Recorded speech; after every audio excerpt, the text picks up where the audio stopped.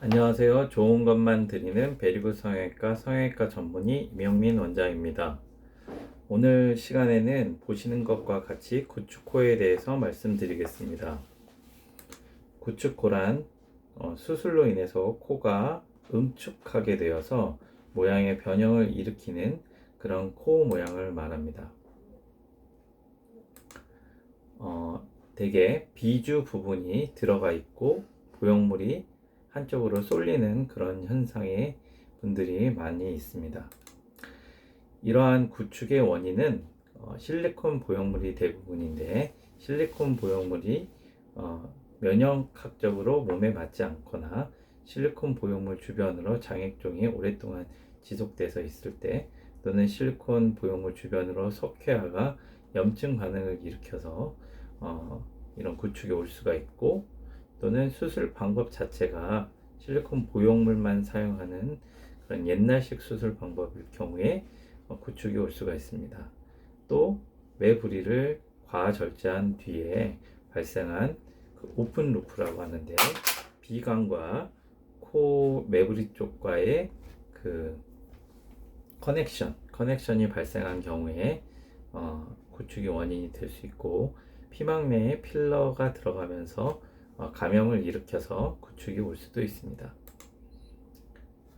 흔히 말하는 옛날식 실리콘 보형물 수술은 실리콘 보형물만 이용해서 하는 수술 방법을 얘기하는데, 콧대 부분만 실리콘 보형물을 넣는 경우도 있고, 콧대와 코끝을 둘 다 커버하는 L자형 보형물을 넣는 방식도 이런 옛날식 실리콘 보형물 수술이라고 할 수 있겠습니다. 이러한 옛날식 실리콘 보형물 수술로 인해서 구축이 발생하는 경우는 1차적으로는 비중격 연고를 첫 번째로 사용하여서 수술을 하게 됩니다. 그래서 옛날식 실리콘 보형물의 수술의 1차 교정은 비중격 연고를 사용해서 보통 진행이 되게 되는데, 이러한 L자 보형물이 가끔 비중격을 압박을 시켜서 비중격의 모양과 방향을 변화시키기도 하게 됩니다. 그러한 경우에 있어서는 귀연골이나 기증늑연골을 추가적으로 써야 되는 경우도 있을 수가 있습니다. 또한 비중격이 아예 작거나 휘어짐이 심하다면 자가늑연골을 사용하는 것을 고려할 수가 있습니다. 자가늑연골이라고 하는 것은 6번째, 7번째, 8번째 갈비뼈에서 보통 채취를 하게 되고, 1에서 3cm 정도 절개를 내서 2 내지 3cm 정도의 연골 부분을 채취를 하여서 사용할 수가 있습니다. 자가늑연골을 이용해서 구축코를 교정하는 경우는 이 자가늑연골이 힘이 좋고 사이즈가 크기 때문에 수술이 아주 쉬워지게 됩니다. 이 자가늑연골의 단점으로는 통증이 있을 수 있고, 흉터 부분 또는 비용이 부담이 될 수 있고, 휘어짐의 문제가 있을 수 있습니다. 구축코 고정에서 보형물을 선택하는 경우에서는 이 구축의 원인이 실리콘이라고 판단되어질 때는 실리콘을 사용하는 것보다는 다른 재질을 사용하는 것이 좋습니다. 자가진피나 근막 또는 근막과 늑연골을 다져서 쓰는 그런 방식들이 많이 사용되고 있고, 최근에는 인조진피, 메가덤이라고 하는 인조진피를 사용하고 있습니다. 수술 방법 자체가 옛날식 수술 방법 이어서 구축이 발생했다고 생각되는 경우는 실리콘을 사용할 수도 있습니다. 구축코를 교정하고자 할 때 생각해야 되는 점은, 옛날식 수술 방법으로 진행한 경우는 구축의 정도가 오른쪽과 왼쪽이 다를 수 있다는 점을 감안하셔야 됩니다. 대개 오른손잡이의 수술자가 오른쪽 콧구멍으로 보형물만 넣는 경우에 있어서 구축의 정도는 오른쪽이 좀 심해지게 되기 때문에 조금 다를 수 있습니다.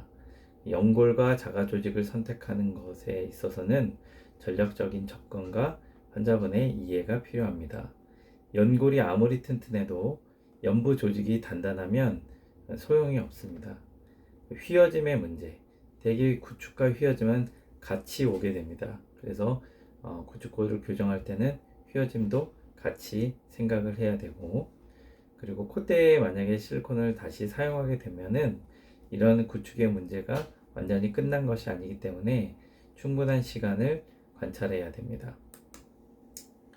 또한 구축구 교정을 한다 하더라도 불만족스러운 경우들이 있는데, 그러한 경우에 있어서는 일단은 환자분과 구축 진행의 원인이 제거가 되었는가, 또는 불만족했던 포인트들이 어느 정도 교정이 되었는가 하는 부분들을 일단은 검토를 해야 되고, 처음에 전략적으로 문제가 없었는지 계획 단계에 있어서의 문제점들을 다시 한번 검토를 해야 됩니다.